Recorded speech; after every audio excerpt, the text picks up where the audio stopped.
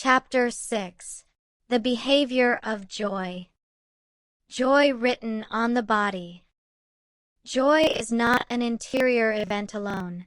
It is an event that happens in and through the body, and it expresses itself in behavior with a specificity and universality that have fascinated scientists since Darwin first proposed, in 1872, that emotional expressions were evolutionary adaptations shared across the human species. We do not only feel joy, we perform it, radiate it, transmit it, and receive it through the bodies we inhabit and share with one another.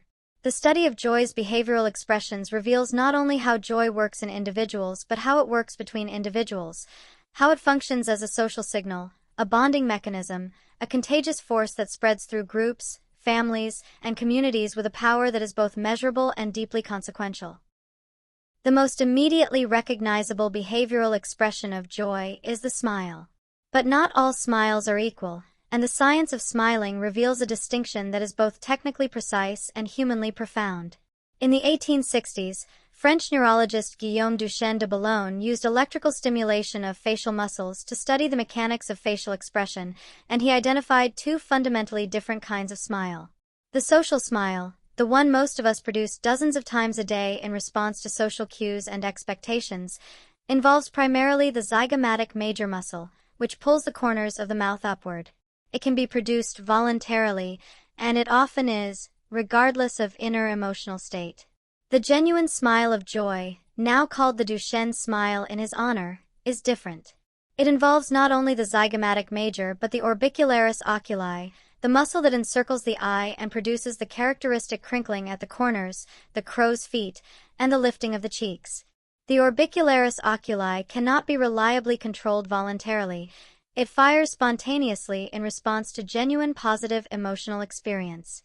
When someone is truly joyful, their eyes smile as fully as their mouths, and trained observers, and indeed most untrained ones, can detect the difference immediately. Open posture and the body's joy architecture. Beyond the face, joy expresses itself across the entire body in ways that are recognizable, measurable, and functionally significant. Joy is associated with what psychologists call approach motivation, an orientation toward the world characterized by openness, expansion, and movement toward rather than away from. This orientation is literally embodied. Joyful people adopt open postures, with shoulders relaxed and back, arms uncrossed, head lifted, gaze directed outward rather than downward. They make more eye contact. They move with greater ease and fluidity. Their voices tend to be warmer, more varied in tone, and more responsive to the voices of others.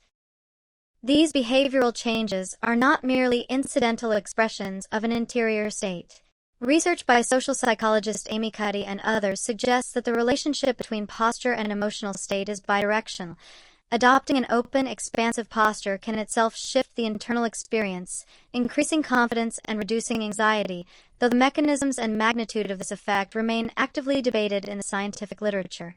What is less contested is that joy's open body signature serves important social functions.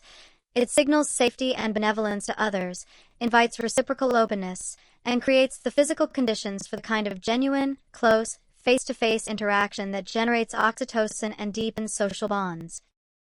Laughter, play, and dance. Laughter is perhaps the most socially potent behavioral expression of joy, and it is far stranger and more interesting than its familiarity suggests. Laughter in humans is largely involuntary, triggered by social cues, primarily by other people, rather than by solitary stimulus. Research by neuroscientist Robert Pravini found that people are approximately 30 times more likely to laugh in social situations than alone, and that laughter is as much a signal directed toward others as it is a response to something funny. Laughter triggers the release of endorphins in both the laugher and those who hear and share the laughter, producing what might be described as a biochemical kindness, a gift of neurochemical well-being that moves between people through the simple act of shared amusement. Play, the spontaneous, intrinsically motivated engagement in activity for its own sake, is the behavioral context in which joy arises most naturally and most reliably for children, and it remains a primary joy pathway for adults who have not abandoned it. Neuroscientist Jake Panksepp, whose work on the primary emotional systems of mammals is among the most important in effective neuroscience, identified a dedicated play system in the mammalian brain, a circuit that generates the specific joy of rough-and-tumble play, social play, and the kind of exuberant, physically expressive joy that children embody unself-consciously and that adults often need to relearn. Dance, which combines the joy of physical movement with the joy of social synchrony and often with music, represents one of the most reliably powerful joy-inducing behaviors available to human beings, and it appears in every human culture that has ever been documented.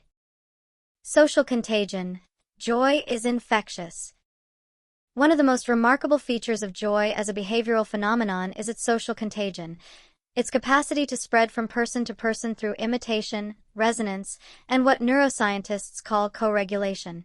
The neural system most directly implicated in this contagion is the mirror neuron system, a network of neurons that fires both when you perform an action and when you observe the same action performed by another.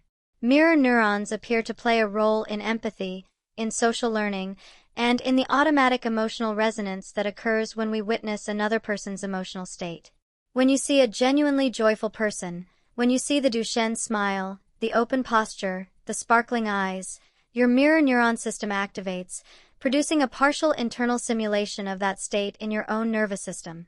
You do not just observe their joy, you feel a reflection of it in your own body. This social contagion of joy operates not only at the individual level but at the level of groups and communities.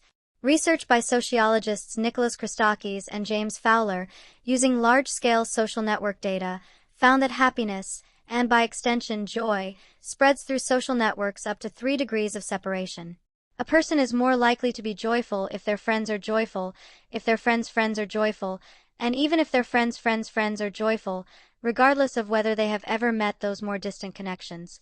Joy, in other words, is a social contagion that moves through human networks in ways that are statistically significant and that operate beyond the boundaries of direct personal relationship.